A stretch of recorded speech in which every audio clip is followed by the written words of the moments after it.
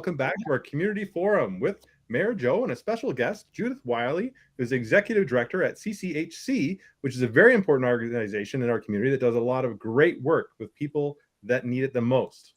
So, welcome to the show, guys. Well, I'm happy to be here, and I'm happy to have a guest like Judith with us tonight too. So perfect. We don't get. I'm happy to be here, so yeah. We're all happy. No offense, but some weeks we have no quality guests like you. So this is great. Good one. Yeah. AKA, it's just the two of us bantering back and forth. Oh, sure. And although that could be funny, it could be really funny. It's not usually all that informative. So we'll have a number of guests watching us here tonight. You'll have questions time for Judith. You can ask any questions you want there about the organization or how it came to be or any of those things. But I think we also, Judith, we're going to start off with a bit of a tell us what you do question. So great. Perfect. Well, I'm thrilled to tell you what we do. I'm thrilled to tell you a little bit about community health centers and specifically about Central Community Health Center. If you'll indulge me for just a couple of minutes, I'll give you some background. Really so that our viewers can appreciate the value and the gift that is Central Community Health Center. Great idea. Graydon is my techie. Thank you for that, Graydon. We'll go to the second slide. Yep. But in the meantime, I can tell the viewers, Central Community Health Center is a charity. It's a charity, an organization. The services include health promotion, illness and injury prevention, and the diagnosis and treatment of illness and injury. Our mission is to support clients and communities through advocacy and action to achieve their goals for health and well-being. And we believe in resilient communities where everyone has equitable access to quality care for their health and well-being. We believe in equity, excellence, accountability, creativity, and collaboration. And I think the mayor will agree with me that that all fits well within his definition of compassionate community. Absolutely. So community health centers were initiated quite some time ago. They've been around for over 40 years, and there's probably 75 to 80 of them across the province. And the whole purpose is to provide service to people who face barriers to care. And so those barriers could be any number of things, any ranges of things: poverty, mental health and or addictions issues, language barriers, they may be newcomers, etc. In Ontario, as of 2014, so obviously it's more now, that was 22% of our population, or 3.5 million people. That's a lot of people facing barriers to care. And we all know that healthier communities depend on all members of its society being able to contribute. So we think that our work is extremely important. The model is actually, Graydon, thank you. The model is actually a unique model and a little ahead of its time because it was initiated or inspired by Tommy Douglas, and his original vision for Medicare was to focus on keeping people well, looking at the whole person and the social determinants of health and keeping people from getting sick in the first place. That uniqueness has been borne out by a couple of independent studies that I thought you'd be interested in, from the Institute for Clinical Evaluative Services and the Elizabeth Brune Institute, where they compare community health centers to other models of care.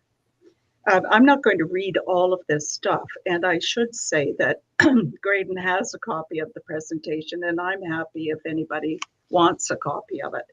But some of the interesting things about community health centers, even before COVID, 83% of us were able to do non-face-to-face primary care, so through video, through telephone, through email, through text, eliminating those barriers when people just can't come in for whatever reason. 93% of community health cares offer home visits. We keep people out of the emergency department, and I think this is something the viewers would be very interested in. Our clients visit emergency department in our area 21% less than would be expected of this population. We do, according to these institutes, I mean, I like to brag, but according to these institutes where they give me the statistics so I can do it without embarrassment, we do a superior job of health promotion and illness prevention over other models of care. 17% of the people visiting community health centers have greater than 10 chronic conditions, compared to less than 8% actually of the general population. So that gives you a picture of the complexity of the clients we work with and the complexity of the work that we can do. Just a brief background on Central Community Health Center, because I think I said at the beginning, we're really a well-kept secret. Unless you need our services, you probably don't know about us. And we've decided it's time that the whole community knew about us and knew about the good work that we do. So we started we actually opened the doors here, 359 Talbot Street, the old Goodwill building, in October 2010. The ministry set a target for us that we should have 100 new clients the first month. We had 300 applications the first week. We outgrew our building within a month. And this is sort of telling a tale out of school. But the building at 357 came empty, and the Lynn wouldn't let us take it over because they said we didn't have the statistics to prove we needed bigger space. So we persevered until 2014, when the building at 361 Talbot became available. We got permission to knock a hole in the wall, and we amalgamated the two buildings. And we have since then rented various spaces, partnered with other agencies, etc. And we continue to look for bigger and more appropriate space. It's an absolutely urgent, pressing need for Central Community Health Center. We just really don't have enough space for what we do. And COVID has proven, sadly, that we can't do it really safely, our full range of programs in this building. So that's my sob story. Keep that in mind throughout my presentation. Currently, we have 3,000 what we call rostered clients. So those are people who receive services from a physician or a nurse practitioner. But 6,000 citizens in Elgin, 92% of whom live in St. Thomas, participate in our programs. And we have a budget of about $4 million and 28 full and part-time staff. So now I'll tell you what we do, other than all of that. So we have a whole range of health professionals, in addition to our administrative staff, but you can see them here. Physicians and nurse practitioners are the traditional stuff. We have physiotherapy, psychiatrists, social workers, dietitian, any number of other allied health professionals. And I have to tell you, and I've had a very long career, this is the finest team of people I have ever worked with. And I say that proudly, and I tell everybody, and it's just a fact. They are dedicated, they are professional, and they're great, great fun. So I always determine the health or morale of a staff by the amount of laughter that you hear in the halls. And never mind that we deal with some pretty sad stories and people who come from a lot of trauma. There is a lot of laughter that happens around here. And I am really proud to lead this team. So some of the services, I mean, there are many more than this, but foot care, counseling, needle exchange, support for LGBTQ2, psychiatry, diabetes, outreach services. I'll talk a little bit more about that in a moment. Suicide loss support, system navigation. These are just some of the services that we offer. And so in addition to your primary care, all of these other things, and that's another thing that makes us quite unique. I'm really proud of this mobile unit. This is custom designed and custom built in our first year. And we call it serving on the road to serve you better. So it is a complete clinic on wheels. Wow. We use it right now. We use it a lot for the Amish Mennonite population in East Elgin. We've used it to serve itinerant farm workers. We've used it to take foot care and other primary care to some of the housing units around St. Thomas. We just use it wherever we can use it, and people obviously are very grateful to have it. In addition, we have 2 7-passenger vans, I think they are. And so we use those largely to take people to specialist appointments or appointments out of town that they wouldn't be able to get to. So that's, that's kind of a fun thing. And people like to take their turn to work on it. So we have all this stuff that we do in our mobile unit, in 359 Talbot, in 361 Talbot, in some of our other partners' buildings and so on. But that leads me to the next slide and talking about the importance of working in partnership. So as I said earlier, we really believe a healthy community takes all of us working together. It takes the participation of everybody who can possibly participate. So these are some of our, I don't want to say more important partners. There's some of our important partners, and there are other important partners who aren't on the list. But I've asterisked 3 of them because I think the work with them is really what our listeners will find particularly interesting. So best care support for COPD and asthma. This amazing program, I said before how we save money for the healthcare.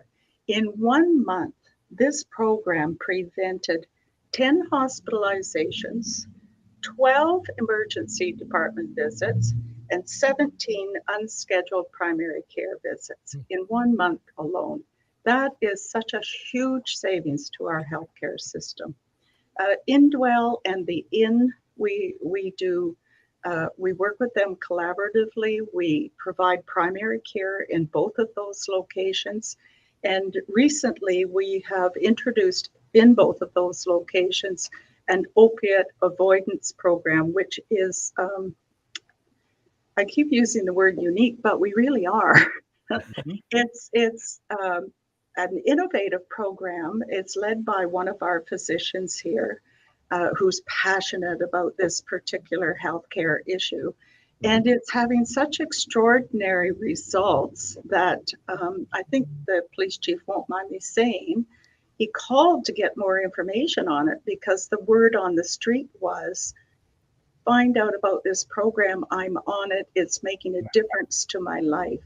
And even now, this was a month or so ago, there were 40 people on that program, and 2 people already had full-time jobs. It gives me goosebumps when I think about it. We're trying to find some funding to do a study on it, to document it so that we can tell the story more fully and so that we can share the results with other healthcare providers. So I'm almost winding up. I want to talk about the importance of volunteers. So yes, we work in partnership and we value those partnerships. We couldn't do all that we do without volunteers. Our board is just, I am so lucky. It's a gift to work with this board, and they're community volunteers who care about the issues, who care about equity, who care about access to healthcare, who care about well-being, who care about people who have experienced trauma and need some help with their life. And so they guide us, they set our principles, they set our direction, and they ensure transparency and accountability, not just to our funder, but to our community and certainly to our clients. And then we have other volunteers who help with operations. So I mentioned our drivers. In 1 month pre-COVID, we had 4 drivers who did almost 4,000 kilometers, taking people to appointments and so on. We have program advisory committees, volunteers who sit on that. And we do regular surveys with our clients to find out how well we're doing in terms of care. We do surveys to make sure that our data, our demographic data and so on is up to date. We do a number of surveys and our volunteers help us with that. They help us actually deliver services. So we have one nurse who, we just bow every time she comes in because she helps us not just with data, but with vaccination and any other number of things that we ask her to do. We pre-COVID, we did barbecues all summer for our clients, and we'd have 100, 150 people turn up every week.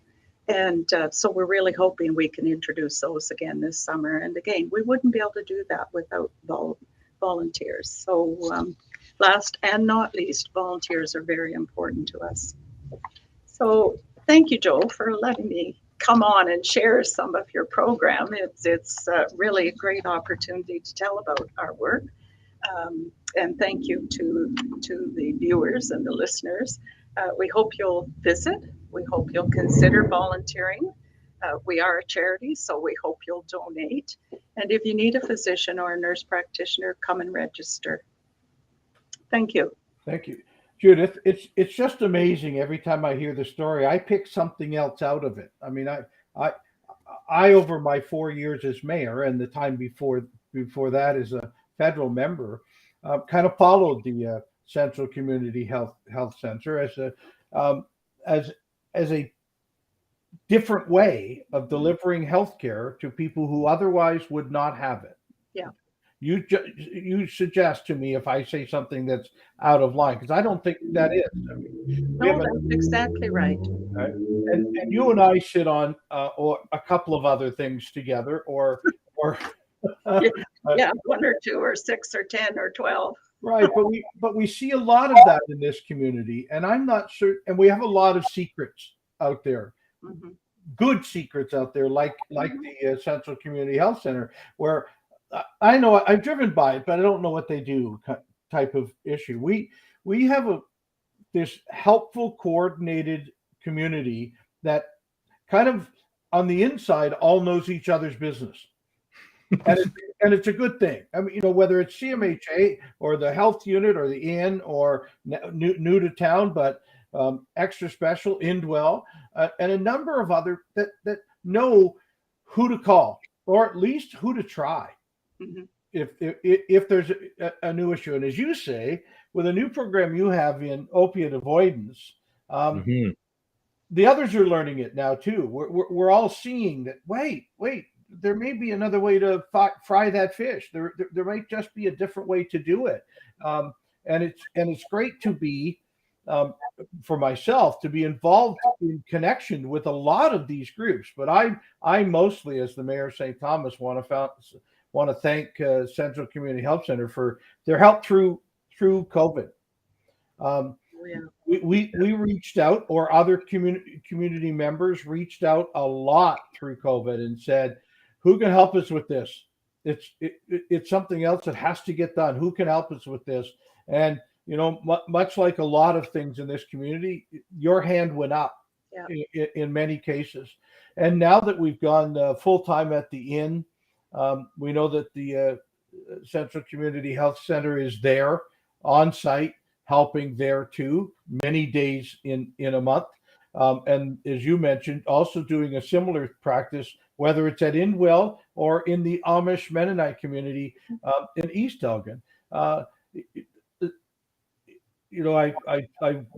say this a lot about other organizations, but maybe more true with yours. It's incredible from where I sit when we find organizations that can spend every dollar 3 or 4 times. And that's truly what, since 2010, your organization has shown in St. Thomas, that we'll get it done. We don't know always how, but we'll get it done. Like knocking the wall. Yes, I know. But when we sit at the tables with the other groups, it also empowers them and gives them the same challenges. I mean, I say it a lot. Look, municipally, as the mayor, we don't have a healthcare budget. But I've got 100 healthcare friends, right? Whether it is our hospital or the services that CMHA brings, or the ACT team, or Central Community Health Center, we know who we can call, right? And we'll always have at least good advice, if not better than that, good action. So Judith, I'm going to swell your head if I carry on, But you mentioned some of your needs there. I mean, obviously, I know one of your needs is finding a better place to do what you do, and a bigger place, because we found through COVID we could not operate in the building size you had because of the distancing thing. But you also you put out a bit of a call. Look, you'll take any volunteer that comes along, and we'll find something for them to do. Donations are never turned down, folks. Never. Just not. We can't find a way to say no to a donation. Yeah. And other than that, sometimes it's just also a good, helpful hand in any other way. So, Judith, if there's totally and absolutely, Joe, on all of those fronts. We are desperate to have a new building because we can't do everything that we want to do. And we can't do it safely anymore since COVID. But also, and I think it's fair and I think it's public knowledge, we're not funded for all the stuff that we're asked to do as community health centers. So we couldn't do it without volunteers. We couldn't do it without this dedicated staff team that we have. And certainly donations go a long, long way. And boy, can we stretch a dollar. Yeah. I'm even surprised by it. And I've worked in the charitable sector for decades. Yes. Well, yeah. Me also. And I sit on the health board now too. And that's part of it. Just one question that's in my mind still. This was started while we still had the LIN, which is the way of funding almost all medical and health systems in Ontario. Were different LINs, which were pockets of geography. And we're switching over to the Ontario Health Team, the Elgin Ontario Health Team. Yeah. Will you be treated differently, better, worse? How will we see the difference? You always ask me these questions, and I always jump right in as politically incorrect as I can possibly be. So who knows? I don't know the answer. Still don't know yet. Yeah. It's the whole intent of Ontario Health Teams is to make a better, streamlined, easier to access care for clients from birth to death is the expression. Right. It's supposed to encourage, assist, support providers to work seamlessly together, to work easier together, to share information, tools, methodologies, etc., in a simpler way. So that's all good. The ministry has downsized, I think it was 14 LINs to 5 Ontario Health divisions. So we're in Ontario Health West. The Elgin Ontario Health Team is new, so we're finding our way. Right now, we've identified COPD in older adults as our priority population for year 1. Right. And that's really a good target because we can figure out how we're going to work together more seamlessly and streamlined and so on and so forth. At the end of the day, what the ministry originally said, and things change, we've been working on this for over 2 years now. At the end of the day, there should be one governing body and one pot of money, and locally, the players will decide how that gets distributed. For community health centers, I don't know. It's hard to measure us, say, against a family health team. Right. We're just too different. I don't think we should ever be measured against that. Both successful. I agree, and both for different populations, etc. So if governments could figure out how to measure the value of, we keep people in school, we keep people out of jail, we help get people housed, we help them have a better focus for their life, to be more contributing. So what's the value of that? On the other hand, our appointments might take 30 to 45 minutes, where somebody working in the family health team might be 10 or 15. It's all good. It's all the right thing, but it's hard to measure. And one of the things that stunned me when I came into healthcare, there are 7 different funding models. Right. I'm sorry. And of the 7, which is your favorite? That was the facetious question. What I really like about our model is everybody's on salary. Right.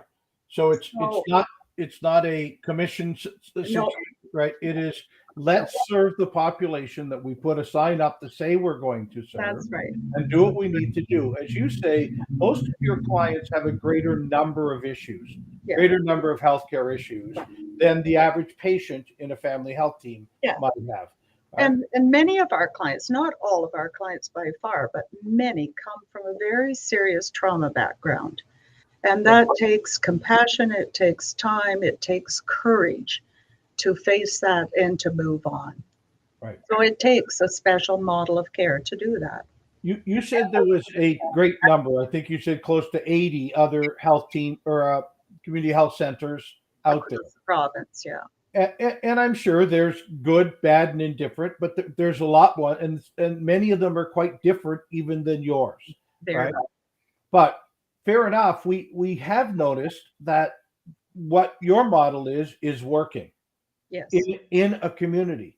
So it's my hope, and hopefully yours too, that as the Ontario Health Team tries to make this more of a local community decision on spending, then organizations like yours, who are as much in the preventative field as the curing field, work, and we decide that's a better way to do it. As we've been noticing a lot in our time working together, and my time working with other community groups. The many hands theory works really well. I mean, it maybe wasn't always that way. No, we do this, stay out of our field, and we do this, stay out of our field. There isn't enough money to do it that way anymore. We have to learn how to work best together. And that's the new way of business and everything else too, is being more collaborative and, trying to be more innovative, more entrepreneurial, if you will. Right.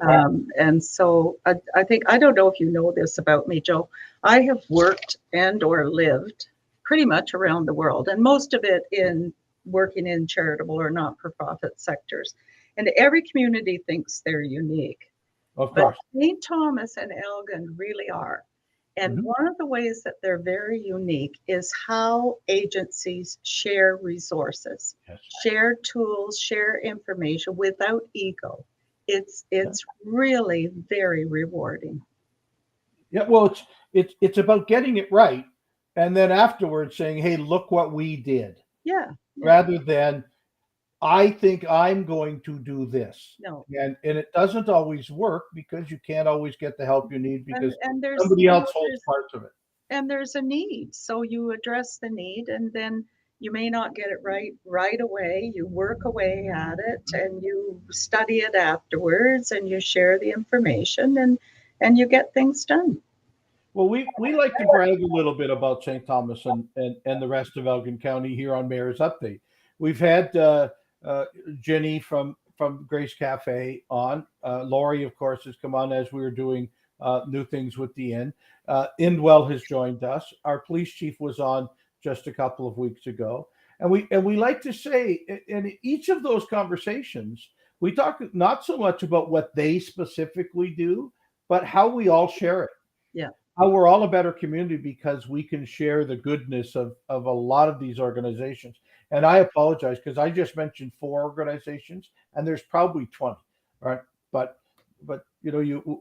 Graydon and I will try and have everyone on that we can, and we keep asking too. So, Judith, thank you for what you do. What else? Give me one thing you really want to come out of people hearing tonight, maybe for the first time, about the Central Community Health Center and what you do. What is it? Is it more patients you're looking for? Is it more help? Is it getting to work with others, or all of the above? I guess it's probably all of the above. But in addition to that, I would say if more people who don't need our services know about us, all the better for us. It helps us do the advocacy. It helps us do the fundraising. It helps us attract more volunteers. Therefore, it helps us do more work for more people who need us. You just want to take on more work. If more people who need us know about us, all the better as well. Right. I see someone's yes, you got one of the questions here comment there about form of depression, mental health. It's hard to find and step forward for help. So I do want to brag about this. We have clients who come here and say to us, this is the only place I am treated with respect. This is the only place I feel safe. This is my family. That is so humbling, I cannot tell you. Yes. I mean, it does tell you how motivates us. Yeah. Well, perfect. That's a great piece to know. Mm-hmm. And for our community to know that there is at least that place. And that's not to put down the rest of the healthcare system. Not they at have all. their own way of delivering and how it works. And it may not be, I don't want to use this word wrong, it may not be quite as compassionate as it needs to be for the model of the person you're dealing with. Or other providers don't have the same kind of luxury of time that we have to give to our clients. That's our model. Right. So no, there's room for every model, every designation. There's lots of work for all of us. So Margaret's asking, can anybody just drop in, or you have a way of registering the person and then starting what level of treatment that person needs? That's right. We're not a drop-in center. We're not an emergency department, but if you are looking for a physician or nurse practitioner, you can come in and get the registration form. I can't say that you'll get in within a week or even a month, but we do look at those and we triage according to need. So it wouldn't be like you go in a pile of 100 people and you don't get to it until we're at 100. We triage according to need, and we take people in as soon as we possibly can. Mm-hmm. Now, if you call right now, you can't leave a message, though. Is that right? That's right. So what's the best way for people to get in touch? Oh, good question. Come in is a really good way. You can leave a message, but don't leave 50 messages. We'll get back to you as soon as we possibly can. You can email me. There's just info@centralchc.com. That's probably a good way.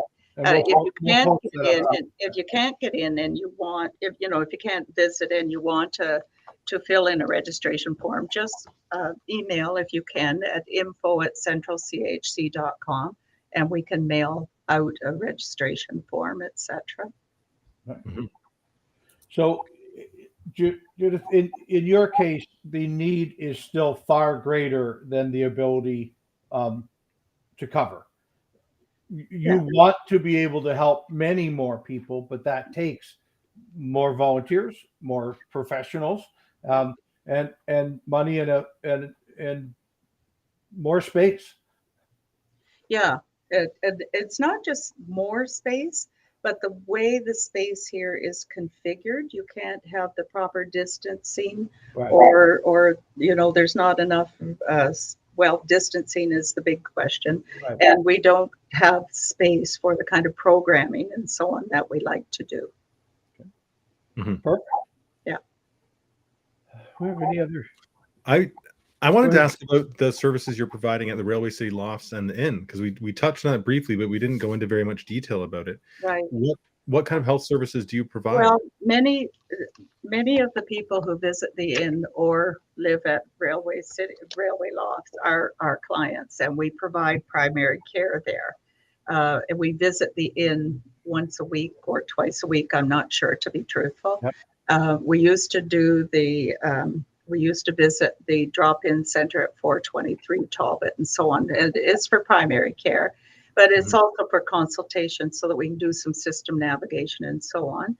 And several of the clients who are on the opioid avoidance program are either affiliated with the Inn or with the Lofts. Absolutely. And that's sorry, Mayor Joe. I was going to say, well, as Inwell continues to grow and do great things in our community, we have another building under construction with Indwell. I take it your organization will continue to do the same thing. As you're saying, the clients of Indwell or the clients of the Inn are your patients. Many of them, yeah. Right, yeah. So we naturally become cooperative friends because we already know everyone, right? For sure. And we know the importance of people having, shelter. So we're very supportive of that, of course. Yeah. And one of the other things that you touched on too is the counseling services that you provide. Yeah. Which I think during COVID may have become more important. At one of the, Joe said we sit on all these committees, and many, many months ago, somebody prophesized that there would be a mental health tsunami. And to be truthful, I thought, well, that's a bit dramatic. I don't really think that's going to be the case. But in fact, that's the case. So, yeah, people need help. They need support. And it doesn't mean that it's anything horrible. But I mean, all of us have been impacted by being isolated from our friends and loved ones. And if you're in a vulnerable situation where you don't have access, or, you know, some people couldn't get out to get their groceries, or people who were living rough, you know, had no access to it until we opened the drop-in center. So, yeah, there's a mental health tsunami. It's hitting, I think, everybody. So never mind whether you felt you had challenges before COVID. COVID has presented all of us with some good old challenges to our mental health. Yeah, it may be presenting in different ways, as mental health always does. Absolutely. But it's taken a couple of ticks up through a pandemic, because I mean, my personal opinion is that the pressure of this society these days, everybody needs support at some point or another. Absolutely. Okay. And you know, again, we don't have sufficient funding to do all that we'd like to do, but we have a very, very good program and very talented therapists here. So, those, you know, our clients they're very fortunate, really, because they don't have to go on some horrendous waiting list of 9 months or a year or whatever for any of the services. So therapy is just one of them. You can have a nice warm handoff to for foot care or for physiotherapy, or, you know, any number of other things. So, Joey, go ahead, Greg. Go ahead. Well, I just going to jump back on the opiate avoidance program, because I know there's a lot of people that talk about our downtown and the addictions that people face, and how like nobody's doing anything about it. Like that's one of the comments that we constantly get. And Mayor Joe and I have talked about this. We're like, there's so many people doing so many things. So when I was chatting to you a couple of weeks ago about this, I was like, this is a program I want to come on here and I want to talk about, because I know our viewers will be interested in it. And I know the broader community would be interested as well, because there is money for these things, but we need to know where to put it so it's going to be really effective. Right. Well, this program, and I have to give credit to Dr. Joe Mai, he's the one who introduced it through Central Community Health Center, is I'm sure it's being something similar is being done somewhere. I know that the London Intercommunity Health Center has an opioid avoidance program. It's not the one we're using. Joe's approach is quite innovative. It's newer. It needs to be studied. It needs to be tracked. But the product that he uses allows people to get off the opioids with less detrimental effects, and has a greater longevity to being able to get control of your life. I hate that expression, and I apologize for using it. At the moment, I can't think of a better one. Right. But he is having tremendous success with it. And as I say, the word on the street is go and talk to Central Community Health Center, because I got on it and my life has changed. And we actually, I mean, a little anecdote, we had a call from a client last week. One of the nurses was telling me, and this client called about another client. And the story just was, oh my God, he's a different person. He's been on this for 2 weeks. He's a different person. And he's now encouraging me to start the program. So, you know, when that is peer to peer, that's a whole different ballgame. Mm-hmm.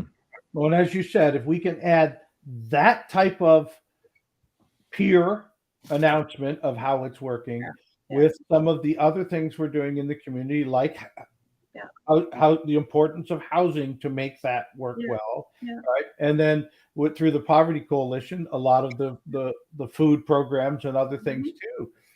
It is all of them. The state of mind is a lot about the success.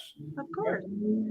And you know, who am I to tell someone with lived experience what works best or what will work for them. And you know, Joe, that we took leadership on developing the Elgin Drug and Alcohol strategy. And the really important members of that strategy group are the people with lived experience, right, who can tell us what works. And I know that you were I don't think it was tonight. I think it was when you were talking to Lori about the importance of people having a place to store their materials and not being able to carry things from here to here. right. That came from people with lived experience. I take my hats off because they're supporting one another and helping us to learn as well. And we learn it from others, and as you Absolutely. say, learn it from those with lived experience, or learn it from a group like Central Community Health Center, who's got a new addiction recovery program. Well, if we don't know about it, we can't. Sometimes my lived experience is political, and maybe we can get the right people on the phone if we prove things work. And that really has been what's also been working for us. Minister Tabullo has been very aware of what we're trying to get done in St. Thomas. He's got a lot of communities trying the same thing. Yeah. Right. And as we change the direction on healthcare and healthcare funding, we want to make sure it's heading in the directions of things that are working. I probably have said it to you too. That's just the way we've always done it. Oh God, it drives me crazy. Okay. Look at where we are. Well, that didn't work, or only part of it worked. Let's try to and it was a different time anyway, and different people. So agree. No, I think we think alike in many ways, and one of them is there's an issue, let's solve it. Right. Mm-hmm. Well, I use the phrase, yes is the answer. Yeah. Now, what was the question? I'm with you. Yes is the answer. Sometimes it takes us a while to get to the yes, but we can't start off. Everybody will tell me why we can't do something. Yeah. Or not everyone, but a very large group of people will say, well, that can't be done. We're human nature. Yeah. Right. And we just go, well, let's try. Let's just keep trying. What if we did try it, even if we don't think it will work? And sometimes that's the answer to true success. Yeah. So, Judith, we thank you. Or the other definition is, you get up one more time, then you fell down. Yeah. Well, I only learned from the falling down, right? And then we move on to the next. Right. Judith, thank you for what you do. And please say thank you to all of the people that are associated with your organization. And thank you for being a great part of our community in the cooperative sense too. There's things we could not have done in the last 2 years here without the help of the Central Community Health Center. And it wasn't easy. There was a pandemic going on. And oh boy, you really find out who your friends are. In the middle of the pandemic, right? But you really look back fondly with those that came out to help and came out to work and make St. Thomas a little better. So thank you very much for joining us tonight. If we get more questions, we'll pass them on to you. Oh, please do. Please do. And thank you for having me. It's a pleasure. And we've given everybody thank you.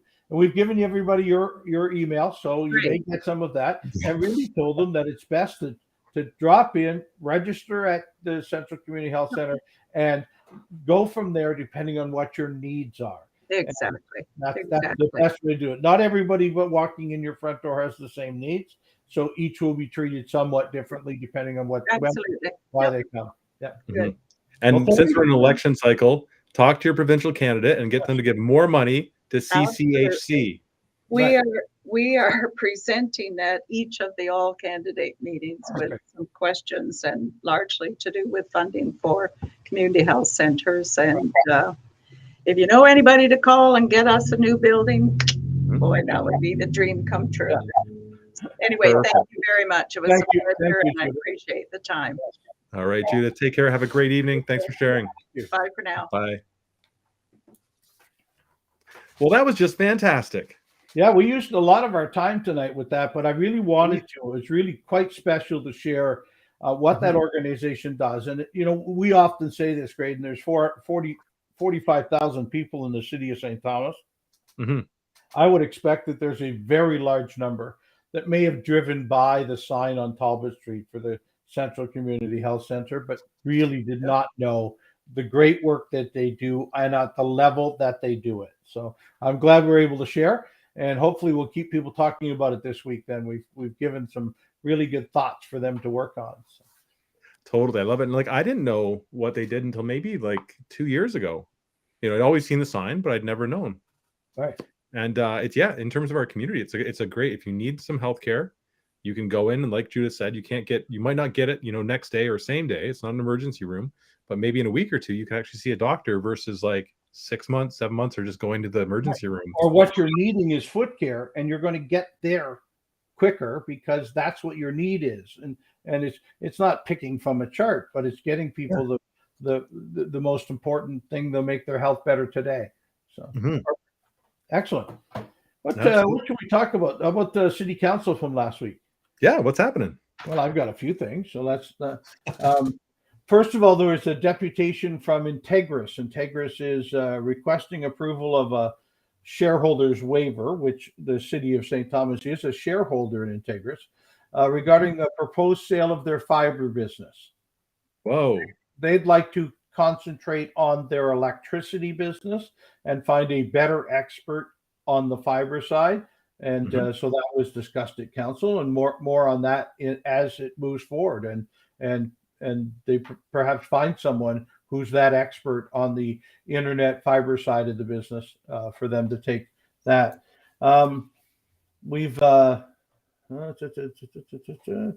We approved an extension of the transit advertising program with Van Pelt's.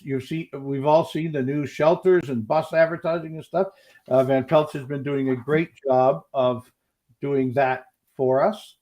And what else have we got? A number of trails approved at the last meeting. Most of them are connections of a trail to another connection of a trail, but that we said we would do a number more kilometers of trails. This isn't a great deal of kilometers, but it sure is a lot of trails to do a better job of. A reminder that we're now taking our election is coming. The accessibility committee has agreed and approved the online voting system as a way of for accessibility.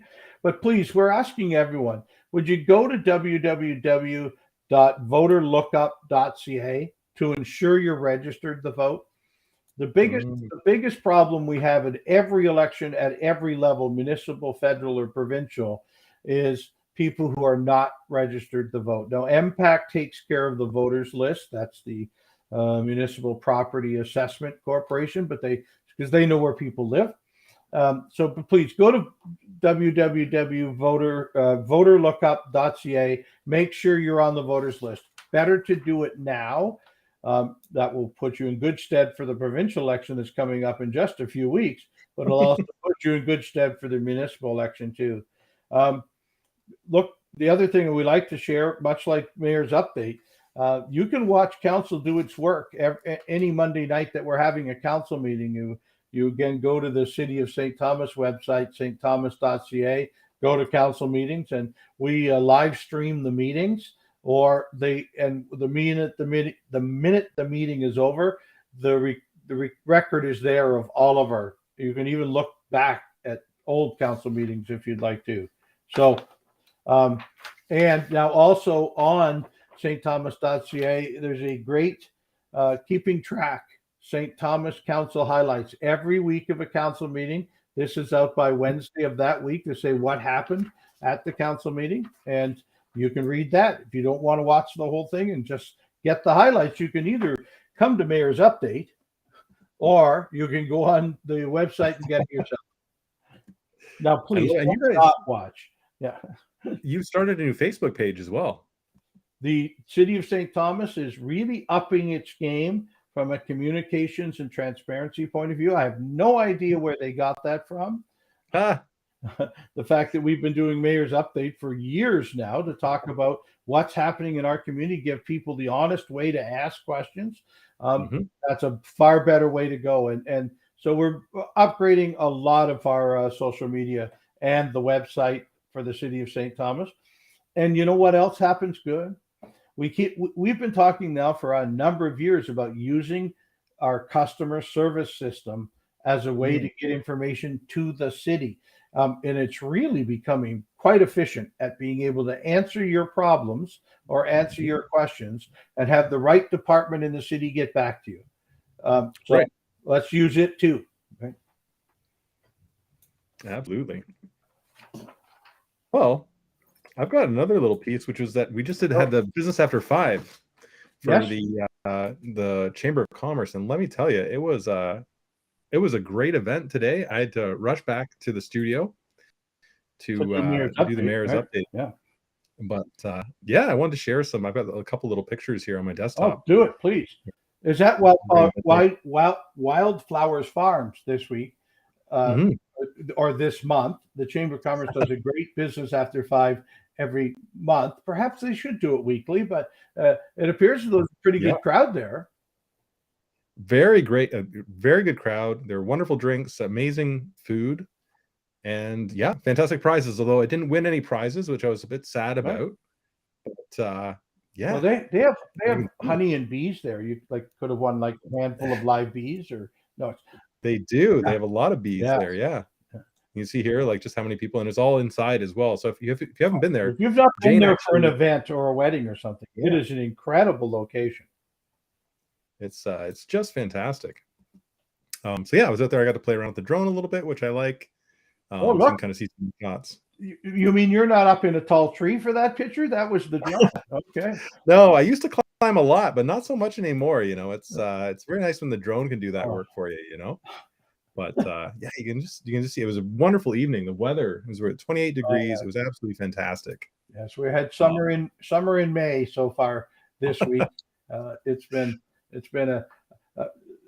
so that the folks at home know, the mayor moved this week. Yesterday was the move, and today was mostly the unpack.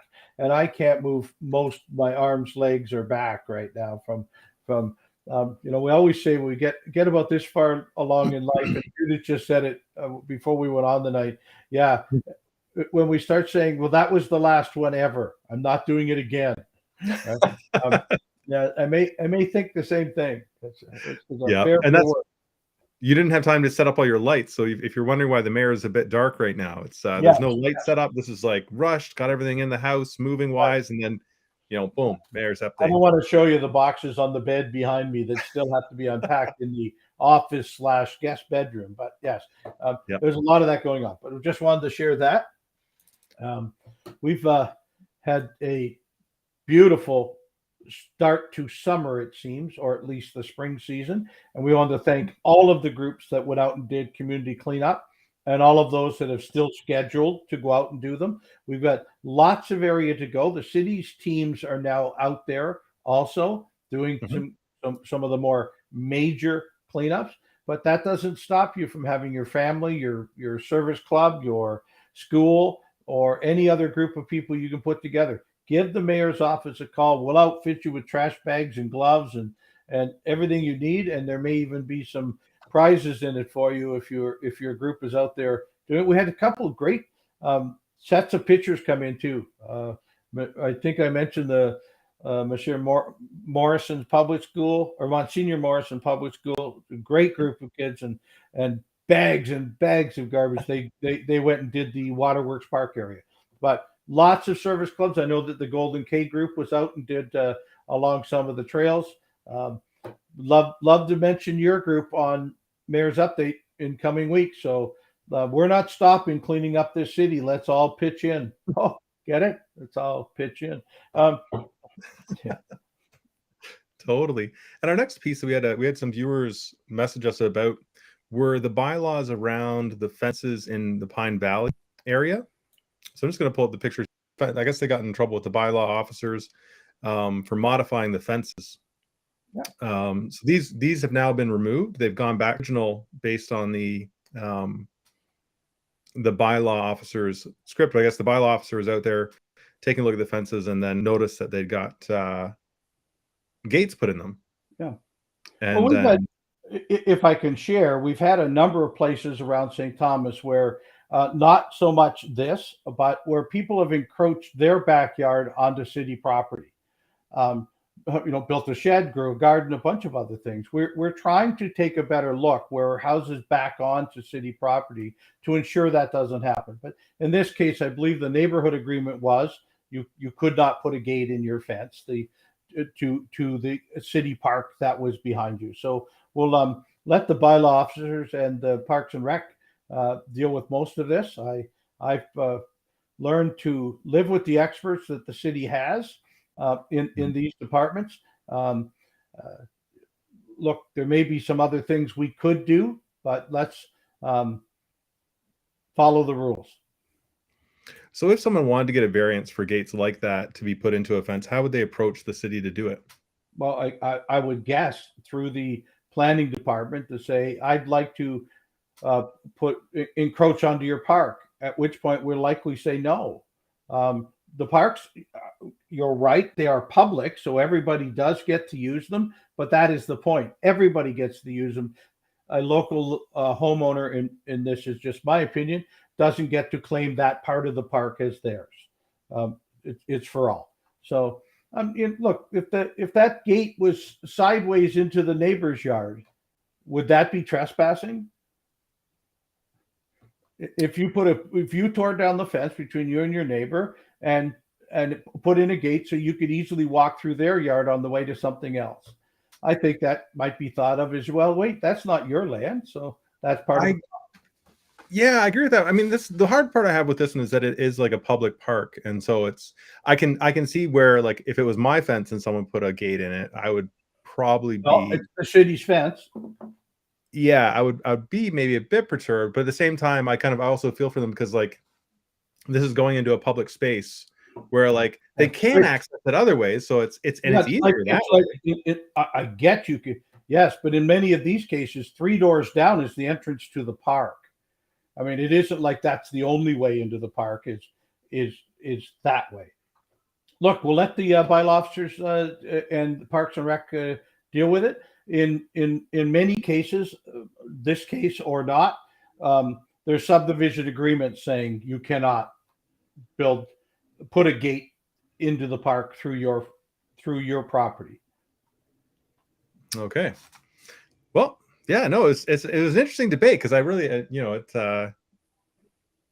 made me think. I was like, okay. Look, I can see some reasons on either side of it, and it won't all fit each and every circumstance. So it is in some cases, how about we just don't have encroachment into parks that way through a city fence?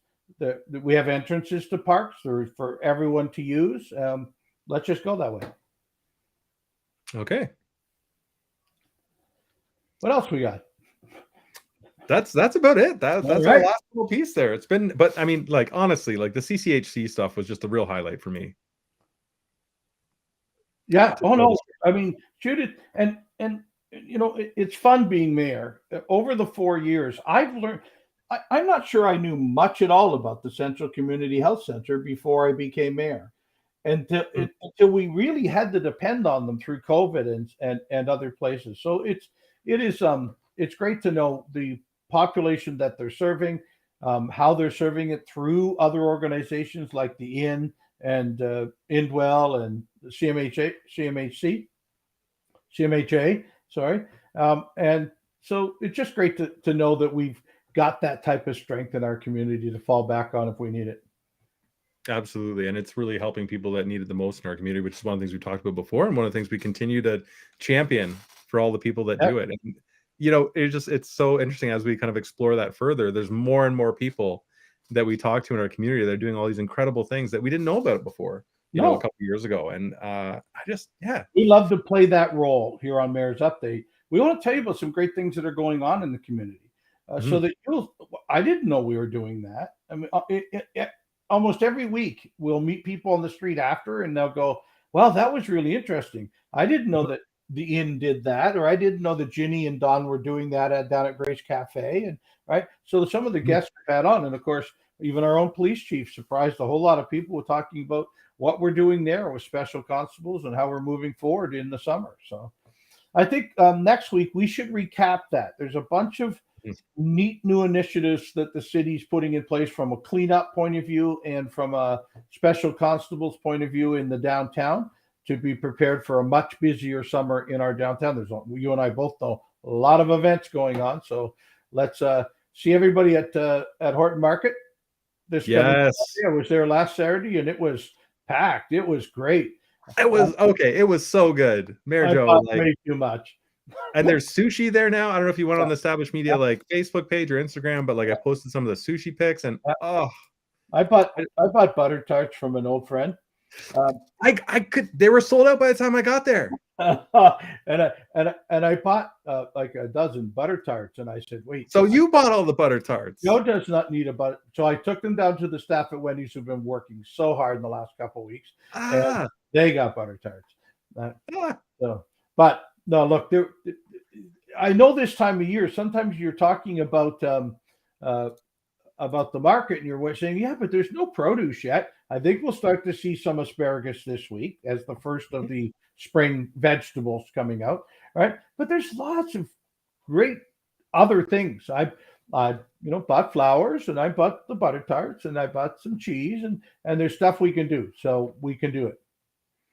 Totally. I'm just pulling out the pictures of the sushi as well right now. I did. Sorry, I bought fresh rolls. Yes. What else did I buy last week? Yeah. It was hard not to buy everything. It's like Jess and I went, and then we're just like, oh my goodness, we just spent a lot of money. I know. But at the market, how bad can this be? Yeah. Well, I'm looking forward to there being hopefully some fresh asparagus this week. I know that some of the farmers markets, the farm stands have had some this week. It's the start of it, so I expect it will be great. It's one of my favorite vegetables. So here you can see a little bit of our haul. Yes. So we've got the Plaza Sushi, and we also have. And I went by the Plaza Sushi and going, I want to go to Plaza Sushi, not get it at the market, but I'll give it a go next week. Yes.